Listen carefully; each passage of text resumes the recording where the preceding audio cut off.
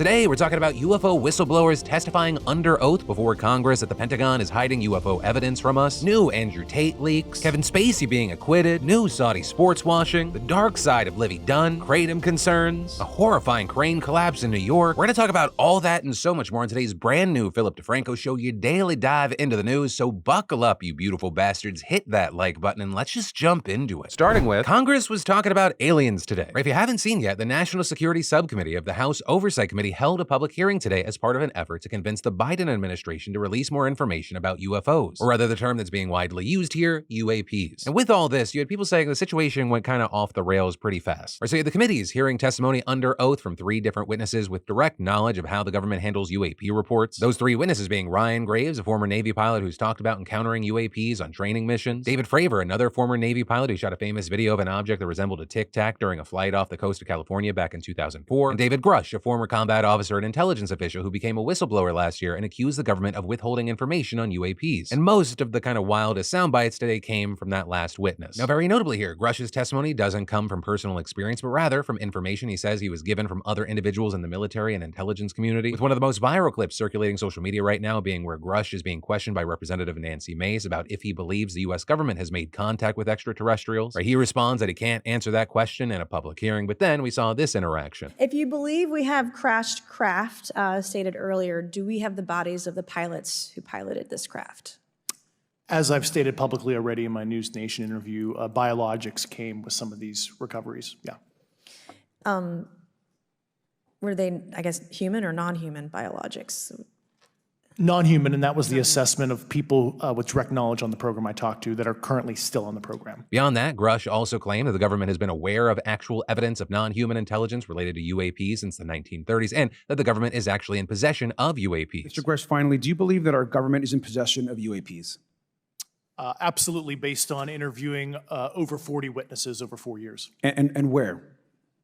I know the exact locations, and those locations were provided to the Inspector General and some of which to the intelligence committees. With him also asserting that the government has a specific program for retrieving UAPs. I was informed in the course of my official duties of a multi-decade UAP crash retrieval and reverse engineering program, to which I was denied access to those additional read-ons when I requested it. Though also, notably here, you had a Defense Department spokesperson saying investigators have not discovered, quote, any verifiable information to substantiate claims that any programs regarding the possession or reverse engineering of extraterrestrial materials have existed in the past or exist currently. Beyond that, another absolutely wild moment came in questioning from Representative Eric Burleson, with him asking Grush if any of the activity documented in his reports have been hostile or aggressive, to which he responds, I know of multiple colleagues of mine that got physically injured. And the activity, and I got by UAPs or by people within the federal government? both. Okay, so there has been activity by alien or non-human technology and or beings that has caused harm to humans.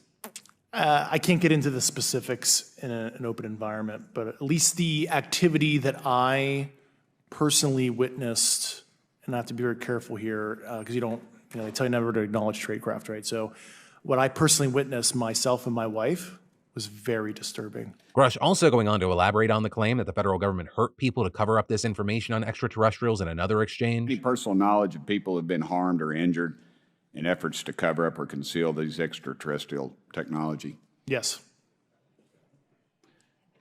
Personally. Have anyone been murdered that you would think that you know of or have heard of, I guess? I have to be careful asking that question. I directed people with that knowledge to the appropriate authorities. He also claimed that he himself has feared for his life since coming forward. In the last couple of years, have you had incidences that have caused you to be in fear for your life for addressing these issues? Yes, personally. And in addition to repeating his claims that the government is withholding information on UAPs, he also alleged there are secret government programs related to UAPs and that the military misappropriates public funding to hide those programs from Congress. But also one thing that is very important with all of Grush's testimony here is that he wasn't really able to provide evidence or substantiate any of these claims. But that's also because so much of what he's talking about here is classified and also the subject of a whistleblower complaint, with Grush repeatedly responding to many of the questions that Congress members asked by saying that he couldn't answer in a public hearing. But he did say a number of times that he could provide some of the materials they asked for for in a high security private hearing, which actually lawmakers have already officially said they will seek. But with all that said, like the comments made by Grush weren't the only wild accounts to come out of the hearings today. You also had both the other witnesses, Graves and Fravor, recounting their personal experiences seeing UAPs. And while that information wasn't new because these two have been public with their stories for years, it was still wild to hear them giving these accounts to Congress for the public record. I mean, Fravor's Tic Tac story just never gets old. All four of us, because we were in F-18Fs, so we had pilots and Wizzo in the back seat, looked down a small, saw a white Tic Tac object with a longitudinal axis pointing north-south and moving very abruptly over the water like a ping pong ball. As we pulled nose onto the object, within about a half mile of it, it rapidly accelerated in front of us and disappeared. Our wingmen, roughly 8,000 feet above us, lost contact also. We immediately turned back to see where the white water was at, and it was gone also. So as you started to turn back towards the east, the controller came up and said, "Sir, you're not going to believe this, but that thing is at your cat point, roughly 60 miles away in less than a minute." Graves also describing some personal firsthand accounts that he had, as well as recounting a different story in another viral clip. In the 2003 timeframe, a large group of Boeing contractors were operating near one of the launch facilities at Vandenberg Air Force Base when they observed a very large 100-yard sided red square approach the base from the ocean and hover at low altitude over one of the launch facilities. This object remained for about 45 seconds or so before darting off over the mountains. There was a similar event within 24 hours later in the evening. This was a morning event, I believe 8:45 in the morning. Later in the evening, post-sunset, there were reports of other sightings on base, including some aggressive behaviors. These objects were approaching some of the security guards at rapid speeds before darting off. And very importantly, at varying levels here, all three witnesses also called for more government transparency regarding UAPs, and they agreed that UAPs could potentially pose an existential threat to America's national security. And again, this is not everything. These are kind of just some of the main highlights I wanted to touch on. So of course, with this in the description, I'll also be linking to the full hearing so you can check it out yourself. But with everything we've just seen here, I gotta ask the question, what are your thoughts? And then, a giant crane towering high above Manhattan caught fire this morning and partially collapsed. Reportedly, the fire ignited 45 stories up in a building that was under construction on 10th Avenue. And as the flames weakened the cable holding up 16 tons of concrete, the crane eventually buckled. With video catching the horrifying moment when the crane's boom swung down, slicing through a building across the street and then crashing to the ground.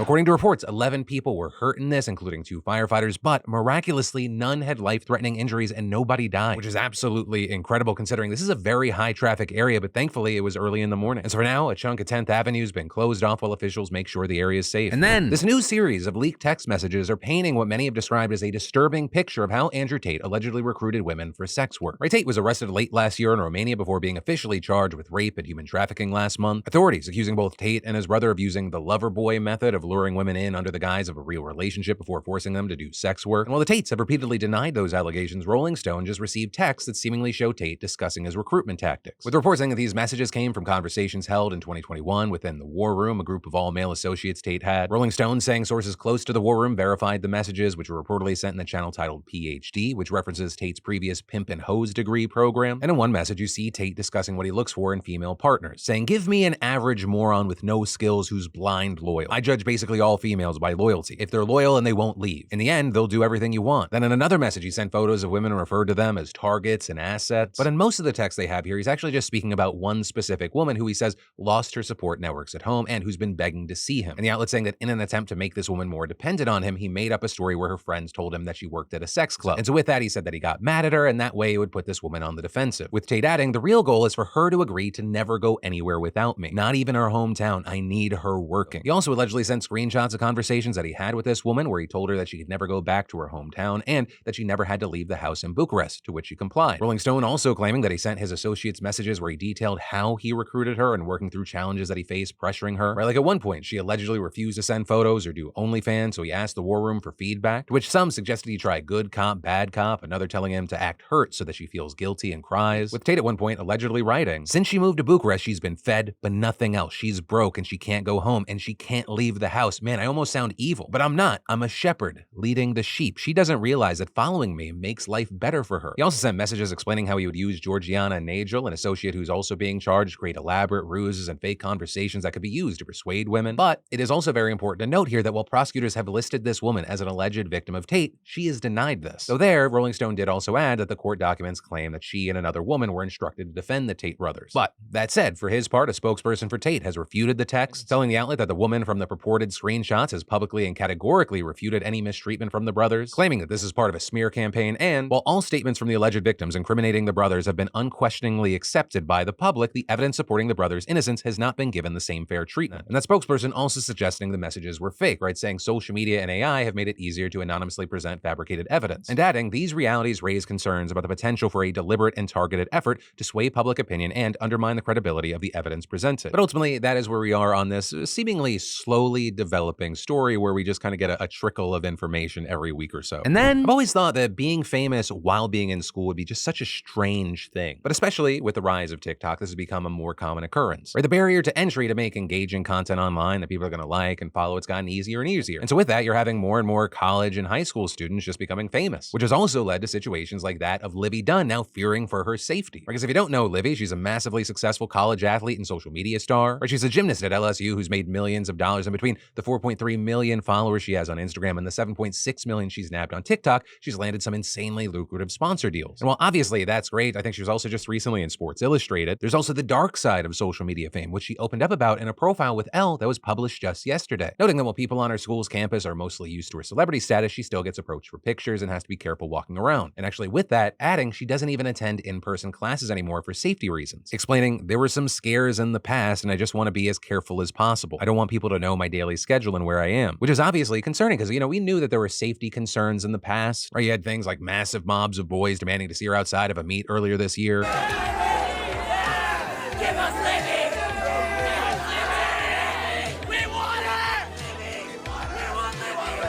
With Elle saying that there were somewhere between 100 and 200 men in that crowd, and in some cases they were harassing other gymnasts who were competing. With Livvy saying of that incident, I knew that my success had grown from the years prior, but I did not expect there to be that many people out there to see me and my team. And LSU's athletic department even ended up hiring private security to accompany the team to the meets. Also, regarding the people who say that Livvy brought this on herself, saying, you're asking for it, she responded, it's not a girl's responsibility how a man looks at her or how he acts, especially when you're doing your sport and that's your uniform. It's hard to handle at times, definitely because I'm just a 20-year-old student. I think people do forget that. Right? And again, those are just things that we know about, so how many other instances have happened? Because one of the common things we see with celebrity is that most celebrities try not to talk about this because they're worried that it's just going to get more people to do it. And then, y'all, who hasn't felt the effects of the cost of living in recent years? And with credit cards, personal loans, medical bills, it's all too easy to fall into or further into debt. And how many of you wish that there was a better solution to paying off your debt? Well, thanks to today's sponsor, PDS Debt, they have customized 0% interest options for anyone struggling right now. Right? If you're making payments every month on your debt and your balances aren't going down, listen up. PDS Debt rolls all of your payments into one low 0% interest monthly payment. Everyone with over $10,000 or more in debt qualifies, and get this, there is no minimum credit score required. You can pay off your debt in a fraction of the time, saving thousands in interest and fees. And PDS Debt is giving you beautiful bastards a free debt savings analysis just for completing the 30-second online debt assessment at pds.com/DeFranco. Yeah, you'll receive a full breakdown on how to save on interest each month and the quickest way to take care of your debt. So just go to pdsdebt.com/DeFranco and get your quick and easy debt assessment today. Because y'all, it's time to take back control of your life and live for you, not your debt. And then, this is my shouldn't have to say it public service announcement. Y'all, it is hot.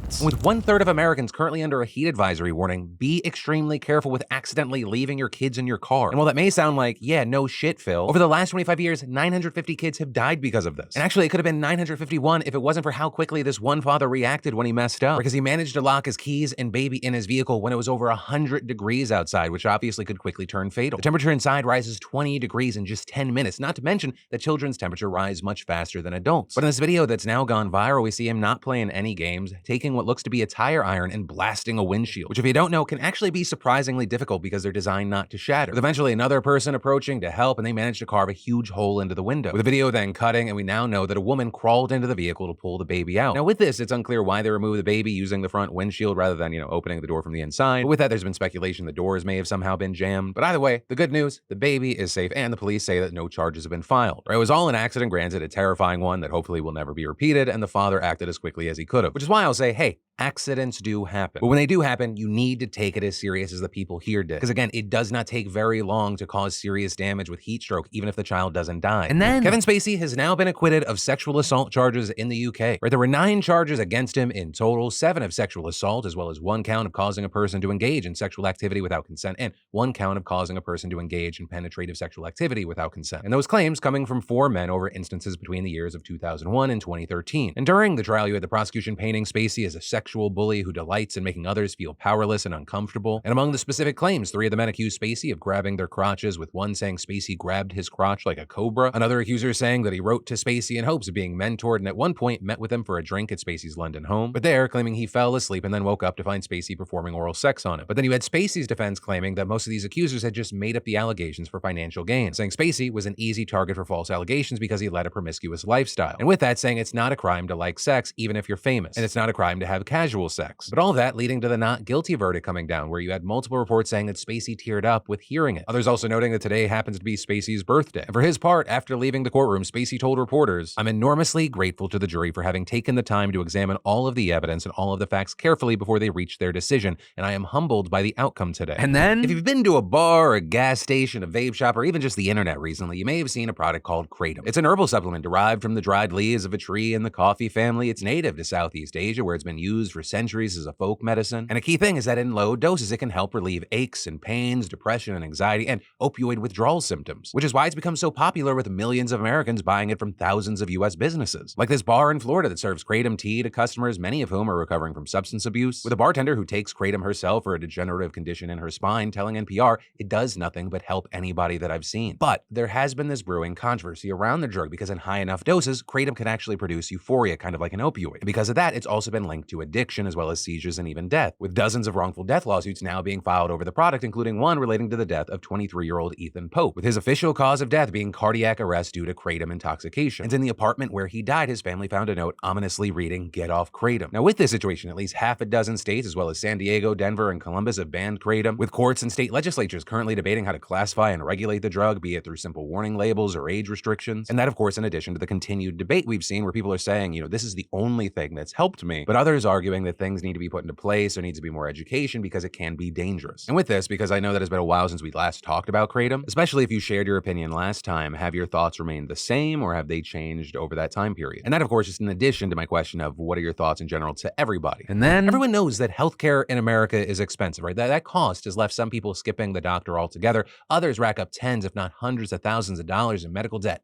But in Miami-Dade County in Florida, over 100,000 people are receiving unexpected help with their medical bills. And that's because Miami Beach billionaires Daniel and Jane Auk have footed the $264 million bill to pay off some or all of the medical debt for over 125,000 residents in Miami-Dade County, with the Auks donating the money to the nonprofit RIP Medical Debt, which buys delinquent medical debt from hospitals in bulk at a discounted rate and pays it off. And Daniel Auk saying, "Receiving quality medical care should not come at the expense of economic stability. We hope this gift will make a positive impact in our community." And in fact, since its founding in 2014, RIP Medical Debt has paid off $9 billion in medical bills for over 6 million families in America. And this is huge because, medical debt is a serious problem in Florida and, the U.S. in general, with Florida having the second highest total amount of medical debt in the country with $8.2 billion, just behind Texas's $14.6 billion. And the U.S. in general has over $88 billion in outstanding medical bills. And understand, with me mentioning that, I do not want to dismiss how amazing what we're seeing today is. The lives of over 100,000 people are significantly better today than yesterday. And while I'm going to appreciate that for the feel-good story that it is, it also highlights the not feel-good aspect, which is the much larger problem. The fact that we live in a country where so many people don't feel comfortable even getting the medical help that they need, where you have recently published findings finding that 36% of people living in rural America do not get the medical care that they need due to the costs. And in general, America looking horrible when compared to healthcare systems involving other high-income countries, or places with universal healthcare, or billionaires deciding to put a Band-Aid on the situation. Yes, I'm gonna give them props for that, but that is not a solution. It's a Band-Aid that I'm happy to see today, but is a Band-Aid that hopefully